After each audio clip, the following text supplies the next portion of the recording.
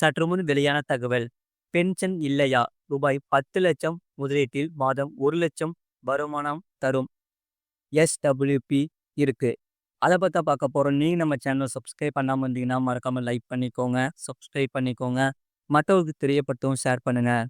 அதாவது பென்ஷன் இல்லாதவர்கள் இளம் வயதில் சம்பாதிக்க தொடங்கும் போது தனமாக திட்டமிட்டால் ஓய்வுக்கு பின் மாதம் 1,00,000 வருமானம் பெறலாம். இதற்கு மியூச்சுவல் ஃபண்டிங் எஸ்டபிள்யூபி திட்டம் கை கொடுக்கும். அது என்னவென்றால் பரஸ்பர நிதியம். நீண்ட கால முதலீட்டில் ஆயிரங்களை கோடிகள் ஆகும் ஆற்றல் கொண்டது. கூட்டு வட்டி வருமானத்தின் பலனை முழுமையாக பெற நீண்ட கால முதலீடு ஒரு பணம் காய்க்கும் மரத்தை போல செயல்படுகிறது என்றால் மிகை இல்லை.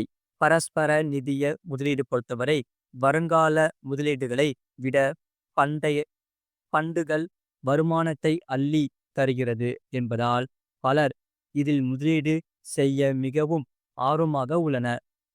இதற்காக மியூச்சுவல் ஃபண்ட்ஸ் முதலீடுகளில் எண்ணிக்கை தொடர்ந்து அதிகரித்து வருகிறது. இதனால் மக்கள் மிகவும் மகிழ்ச்சி அடைந்து வருகிறார்கள். இதில் செய்யப்படும் முதலீடு மூலம் மாதம் உங்களுக்கு ரூபாய் 1,00,000 வருமானம் பெற உதவும் கணக்கீட்டை இந்த பதிவில் அறிந்து கொள்ளலாம். மியூச்சுவல் ஃபண்ட்களில் 2 வகைகளில் முதலீடு செய்யலாம். ஒன்று எஸ்ஐபி என்னும் மாதம் ஒரு குறிப்பிட்ட அளவு முதலீடு செய்தல். இது வங்கி ஆர்டி முதலீடு போன்றது. மற்றொன்று வங்கி எஃப்டி போல மாதமாக முதலீடு செய்தல். மூலதன ஆதாயம். வங்கி எப்படி திட்டங்களில் செய்யப்படும் முதலீட்டுக்கு அதிகபட்சமாக 8% அல்லது 9% வட்டி வருமானம் கிடைக்கலாம். ஆனால் பரஸ்பர நிதியங்கள் குறைஞ்சபட்சம் 12% வருமானத்தை கொடுப்பதை சமீபத்திய தரவுகள் உறுதிப்படுத்துகிறது. கூட்டு வட்டி வருமானம் பொறுத்தவரை பரஸ்பர நிதியங்களில் கிடைக்கும் மூலதன ஆதாயங்கள் மிக அதிகமாக இருப்பதற்கான முக்கிய காரணம் என்னவென்றால் இதில் கூட்டு வட்டி வருமானத்தின் அடிப்படையிலான மூலதன ஆதாயம். இதன் காரணமாகவே நீண்ட கால முதலீடுகள் பணம் காய்க்கும் மரங்களாக இருக்கிறது. மியூச்சுவல் ஃபண்ட்ஸ் முதலீடு பொறுத்தவரை பரஸ்பர நிதியத்தின் உங்களது 30வது வயதில் மொத்தமாக ரூபாய் 10,00,000 முதலீடு செய்வதாக வைத்துக் கொள்வோம். உங்களது 60வது வயது வரைக்கும் அதாவது 30 ஆண்டுகளுக்கு அதை படிப்படியோ விட்டு விட்டால் உங்களுக்கு கிடைக்கும் தொகை சுமார் 3 கோடியாகும். இது ரூபாய் 10,00,000 முதலீடு 30 ஆண்டுகளில் குறைந்தபட்சம் 12% ஆண்டு வருமானம் கொடுத்தால் கூட அதிலிருந்து கிடைக்கும் மூலதன ஆதாயம் ரூபாய் 2,89,59,922. உங்கள் மூலதனத்தையும் மூலதன ஆதாயத்தையும் சேர்த்தால் உங்களிடம் இருக்கும் தொகை 2,99,59,992. அதாவது சுமார் 3 கோடியாகும்.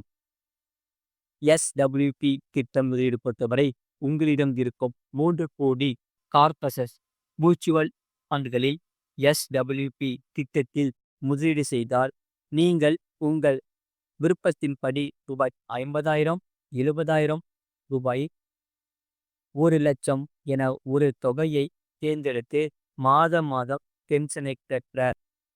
பென்ஷனை போன்ற வருமானம் பெறலாம். 1,00,000 வருமானம் பொறுத்தவரை எஸ்டபிள்யூபி திட்டத்தில் ரூபாய் 1,00,000 வருமானம் பெறுவதை தேர்ந்தெடுத்தால் 30 ஆண்டுகளுக்கு அதாவது உங்கள் 90 வயது வரை மாதம் 1,00,000 எடுத்துக்கொள்ளலாம். இதற்காக லட்சங்களில் கார்பன்ஸ் அதாவது 90 வயது வரை 1,00,000 என்ற அளவில் மாதந்தோறும் எடுத்தும் கூட உங்களிடம் லட்சங்களில் கார்பன்ஸ் எஞ்சி இருக்கும். நீங்கள் 1,00,000 ரூபாய் என்பதை கொஞ்சம் குறைத்து கொண்டு மாதம் 70,000 என்ற அளவில் வருமானம் பெற முடிவு செய்தால் இன்னும் 10 ஆண்டுகள் அதிகமாக 1,00,000 ரூபாயை வருமானமாக பெறலாம். குறிப்பு: SWP கால்குலேட்டரை அடிப்படையாக கொண்டு நாங்கள் இங்கே தகவல்களை வழங்கியுள்ளோம். எந்த ஒரு திட்டத்திலும் முதலீடு செய்வதற்கான ஆலோசனையை நாங்கள் வழங்கவில்லை. நீண்ட கால முதலீட்டில் அதிக வருமானம் சாத்தியம் என்பதை கூறியுள்ளோம். பங்கு சந்தையில் இயக்கங்கள் உள்ளன, எனவே முதலீடு செய்வதற்கு முன் நிபுணர்களின் ஆலோசனையை பெறுவது அவசியம். அது மட்டுமில்லாமல், அதாவது சென்னையில் 7 பள்ளிகளுக்கு விடுமுறை மாவட்ட ஆட்சியர் பிறப்பித்த உத்தரவு. அதாவது சென்னை புரசைவாக்கம் பகுதியில் அமைந்துள்ள 7 பள்ளிகளுக்கு ஒரு நாள் விடுமுறை அளித்து மாவட்ட ஆட்சியர் ரஷ்மி சித்ரா ஜகடோ அறிவிப்பை வெளியிட்டுள்ளார். அதாவது தமிழ்நாடு அரசால் அறிவிக்கப்பட்ட அரசு பொது விடுமுறை 2025ஆம் ஆண்டில் மட்டும் 72 நாட்கள் வருகிறது.